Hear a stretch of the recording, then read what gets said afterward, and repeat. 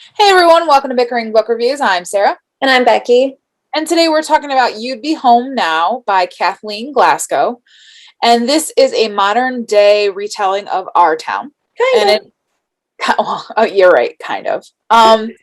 It's about Emery, who we start off with Emery, her brother's best friend, and like a cheerleader friend are all in a car accident. The cheerleader dies.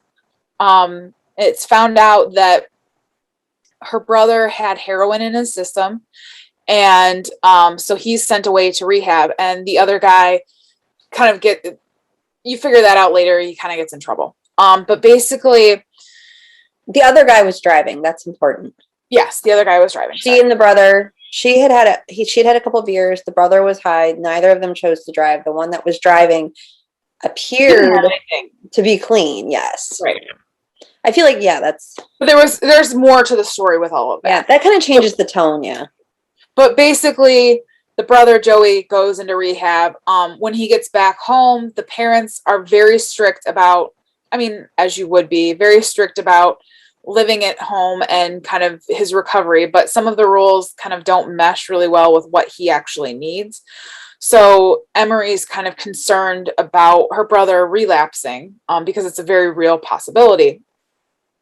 And both of them are going back to school, and they have to deal with the fallout of the car accident and the fact that somebody died, and there were drugs played a part in it, and then it's just kind of living life in the wake of this accident.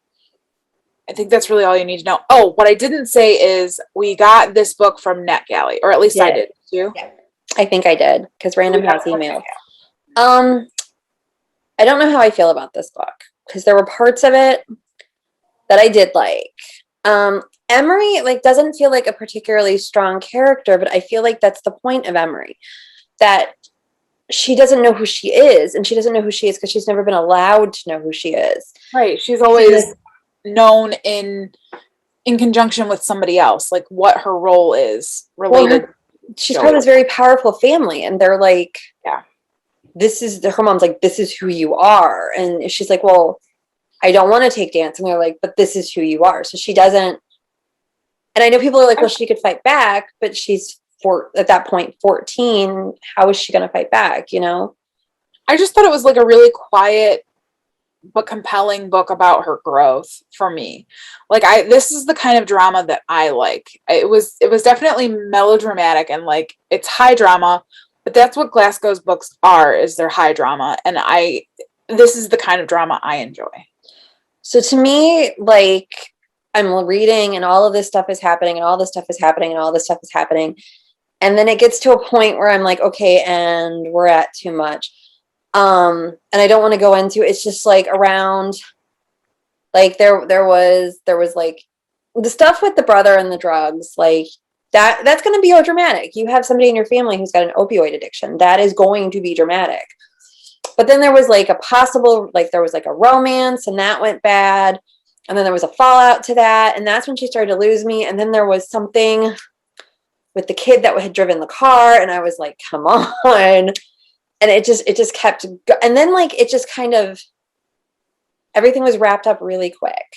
I don't know. To me, it felt like it was dramatic in the way that Our Town is dramatic. It felt like everything was high drama, and then it was holistically, here are all of these things that are happening. I think I do agree as far as there is the one part with the secondary romance that I was like, yeah, that doesn't fit. That doesn't feel rooted in the rest of the story. But by and large, for me, it all felt like everything connected and everything made sense why it was happening the way that it was happening. There was a slight commentary on pediatric mental health that I didn't appreciate. And I don't think Pete necessarily, and it might not even have been intentional, but the way it was phrased in the book, I was like... And that may have colored the rest of the book for No, you. I was at that point, I was already come on, what else can you do? And that was the other thing, some of the stuff, and it was always her fault because she was the quiet one. And she does finally stand up to her parents, but it's not Well, I think it was, she took it on as her fault. I don't think it was actually her fault, but she felt that it was. But there were times that her mom was like, "No, this is your fault." I mean, and it's like, yeah. Well, and her and, mom was obviously not seeing things right as it was. Like her mom was toxic. right.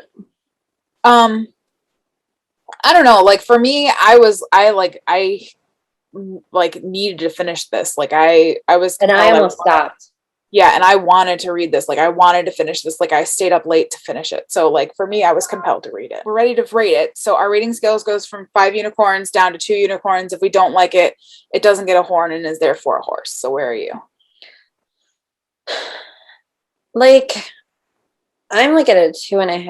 I think I'll go up to a 3 just because some of it I did think was well done. But like I said, that one part turned me off so much I probably won't read anything else from this author. Okay, and that's fair. I will because I enjoy your stuff, but And I've been meaning to read your stuff forever. I just never got a chance. Yeah. All right. Well, we will see you around. Bye. Did you actually rate it? Oh shoot! I don't know if I did. Sorry. I rated it. So I said goodbye before I even rated it. I guess. I mean, that's good. I guess. I rated it a 4. I rated it a 4 because I stayed up late and I really was compelled to read it. So I was really invested in this book. So I give it a 4. I really enjoyed it. Okay. That's where we are. We are. So we'll see you around. Bye. Bye.